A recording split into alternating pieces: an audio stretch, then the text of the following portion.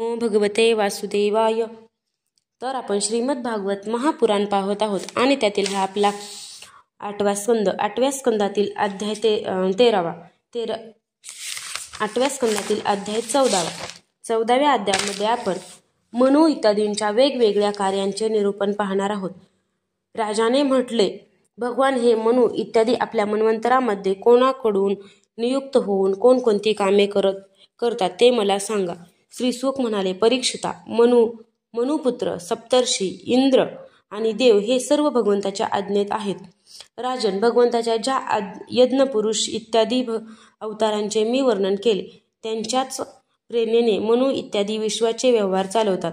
चारी युगांच्या शेवटी काळ वेळ भेद गिळून टाकतो तेव्हा ऋषी आपल्या तपश्चर्येच्या बळावर पुन्हा त्यांचा साक्षात्कार करून घेतात। त्याच्यामुळेच सनातन धर्मांचे रक्षण होते। राजन, भगवंताच्या प्रेरणेने आपापल्या मन्वंतरात अतिशय दक्षतेने सर्व मनु पृथ्वीवर चारी चरणांनी परिपूर्ण अशा धर्मांचा प्रसार करतात। संपूर्ण मन्वंतरामध्ये मनुपुत्र देशकालानुसार प्रजापालन करतात। पंचयज्ञ महायज्ञात त्यांचा संबंध आहे।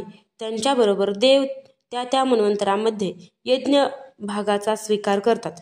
इंद्र भगवंतांनी दिलेल्या त्रैलोक्याच्या अतुल संपत्तीचा उपभोग घेऊन त्रैलोक्याचे पालन करतो आणि जगामध्ये पुरेसा पाऊस पाडतो।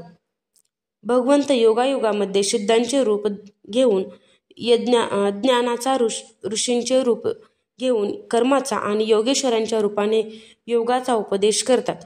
ते प्रजापतीच्या रूपाने सृष्टी उत्पन्न करतात, राजाच्या रूपाने लुटारूंचा वध करतात आणि वेगवेगळ्या गुणांनी युक्त अशा काळरूपाने सर्वांचा संहार करतात।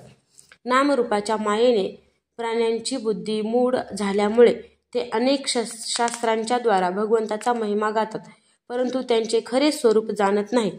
मी तुला हा महाकल्प आणि अवांतर कल्पांचा कालावधी सांगितला।